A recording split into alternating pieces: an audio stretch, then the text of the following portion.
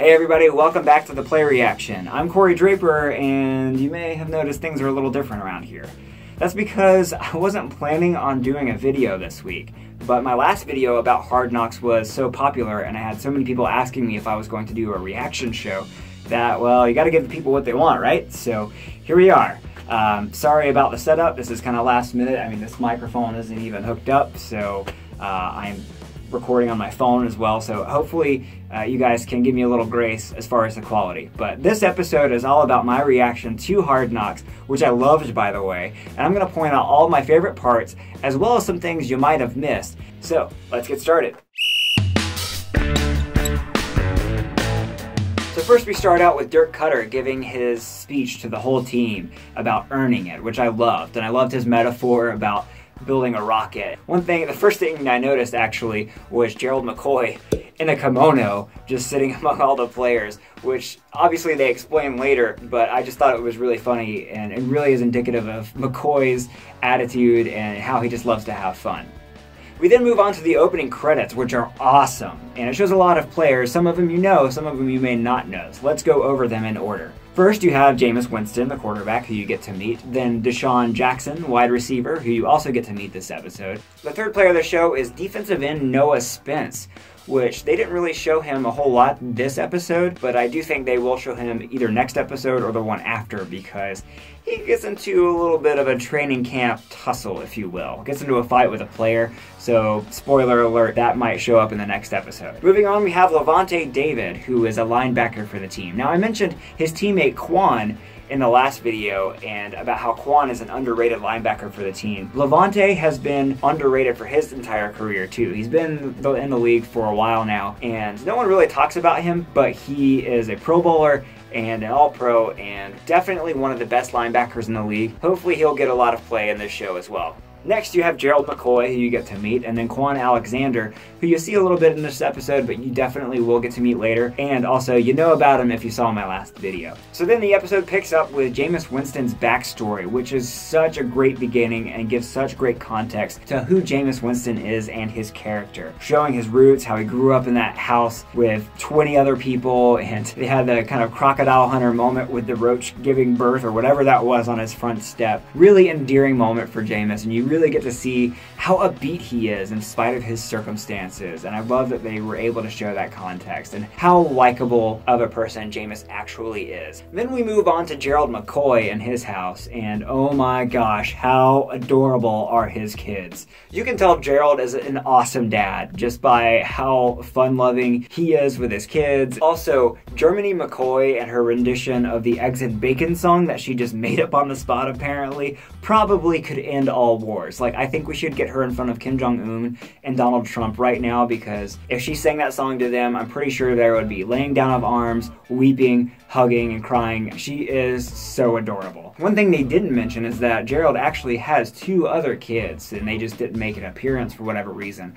They're a little bit older, and therefore I guess not as cute, so for whatever reason they cut him out. But Gerald actually has 4 kids, so he's a big-time family man. Moving along, we have the shots of the training facility construction. This was something I wanted to point out because I think what they're doing here is that they're having a little bit of a metaphor or parallel with the team. They actually didn't start building the training facility until about a month or 2 ago, and it's supposed to be done by the start of the season. Much like the Buccaneers team is under construction right now, and they're trying to be built and ready by the start of the season. See where I'm going there? The next thing I want to point out is the meeting between Jameis and Dirk Koetter. I loved this particular moment just because it's a great behind the scenes look of a star quarterback and his head coach slash offensive coordinator about, you know, how they should communicate on the field and their chemistry and all of that stuff. It was a great moment, but there were a couple of things about Dirk Koetter's office I wanted to point out that you may have missed. First, you may have noticed all the helmets that were above Dirk Koetter's desk.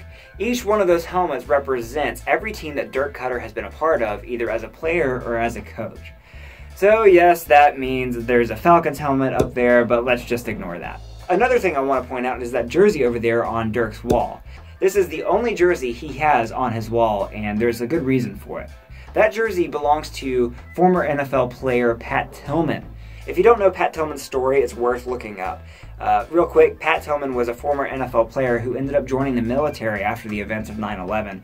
and ended up losing his life in battle in what ended up being friendly fire. It's a really tragic story, but it's also super inspiring about how he was just willing to give up everything about his life to go jump and defend his country and defend freedom. Pat Tillman actually is an Arizona State University alum, which is a school that Dirk Koetter coached at some point in the early 2000s, and actually met Pat Tillman himself. The story is so inspiring to Dirk that he decided to keep that jersey up as a reminder of the things that are truly important in life. You may have noticed that Jon Gruden was throughout this episode, and again, if you saw my last video, you know a little bit about his history. A couple of things that stood out to me was his press conference that they showed, and all the people that were in attendance, mostly reporters, but there were 3 players I recognized. Brad Johnson, the quarterback for that Super Bowl team, Derek Brooks, the linebacker for that Super Bowl team, and a Hall of Famer, and wide receiver Michael Clayton, who really had one good season, but it was good seeing him. I also loved the moment where he's standing in the QB room and just being Jon Gruden to the QBs in the room, particularly Jameis Winston. I have no clue really what he actually said. It didn't make a whole lot of sense to me. And the reaction to them in the room was just priceless. And Dirk saying, "He doesn't miss ball, does he?" Oh my gosh. There's a lot of rumors that he's going to come back and coach, so it's worth keeping an eye on him. I think he wants to come back. Another person they spent a lot of time on was wide receiver DeSean Jackson. The one thing I couldn't get over, though, was how patchy his beard was. I mean, come on, man. It's offensive. You might need to shave that thing. They had a lot of montages throughout the episode, but by far my favorite one was the off-day montage. You may have noticed that they played a Bob Dylan song as they showed the players bowling.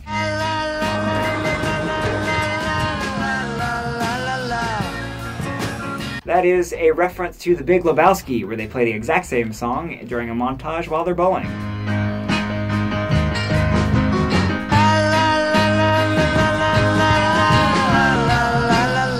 They showed a lot of other fun and interesting things that players do, such as poker, shirtless yoga, ballroom dancing, who, by the way, that player is George Johnson and his wife, and spearfishing. By the way, if you didn't recognize that player, it's the punter, Brian Anger.